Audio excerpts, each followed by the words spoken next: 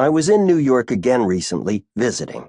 My friend Ross had gotten us tickets for a lecture at the Grolier Club, some British expert discussing the great 17th century British architects Wren and Vanbrugh. We arrived late enough to find the little hall filled, darkened to obscurity, to show slides of the buildings, and we had to feel around for the few empty seats. After the talk was over and the lights went back on, the folding chairs were folded and collected, and people stood around talking, while brie and brown bread, flutes of champagne, and crackers and pâté were passed around by small elderly women in long skirts. Assuming I would know no one there, I took in the side wall-windowed displays, all about Henry VIII. The Grolier Club on 60th Street off Madison Avenue, you should know, is one of the very last hideouts of blue-blooded Anglo-Saxon Protestantism in America.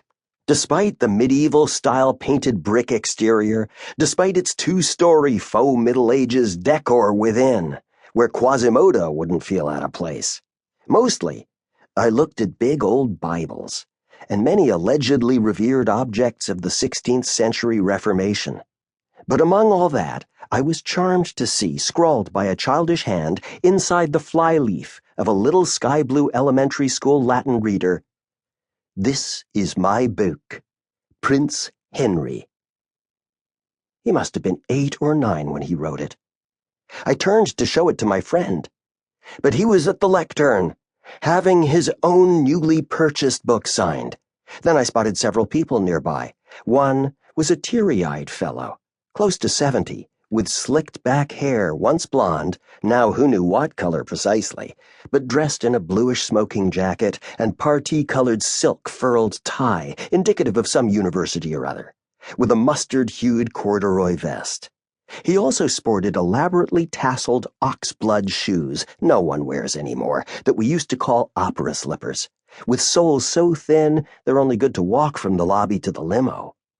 He lumbered forward with effort, his body on a distinct 13-degree slant, head backmost. 2 elderly osteoporotic women, one in a wheelchair, another in a floor-length black sweater, awaited him, and meanwhile tried not to stare at me, as though they knew who I was. He at last reached them. One said a few words, and he half-turned, looked at me through those little Caribbeans of eyes, and greeted me with a nod. The women managed shy smiles. I did know them, I realized, from 35 years ago or more.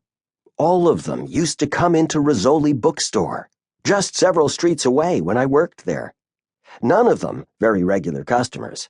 They would come in a few times a year for graduation or family birthday gifts, or whenever a new book on their topic came out. Portuguese faience, Egyptian scarabs, East Indian tomb paintings, scrimshaw carvings, prize-winning yawls, Netsuke, Inyo, or for that matter, 17th century British architecture. We were sure to have it in stock. We specialized in having such books upon our shelves.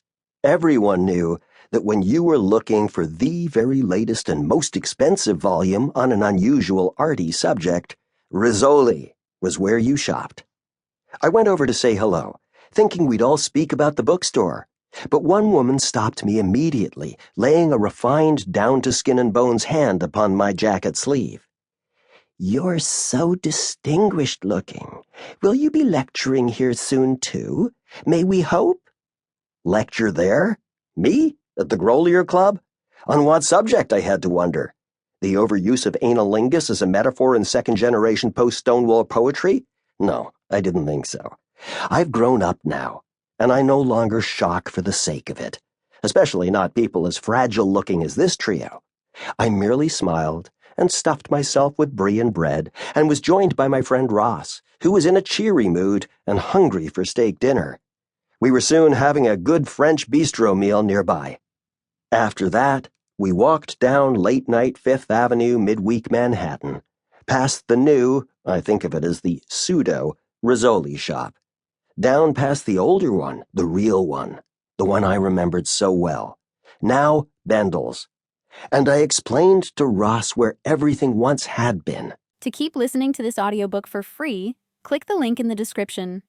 It will take you to a free Audible trial where you can listen to this and many other books for free for 30 days.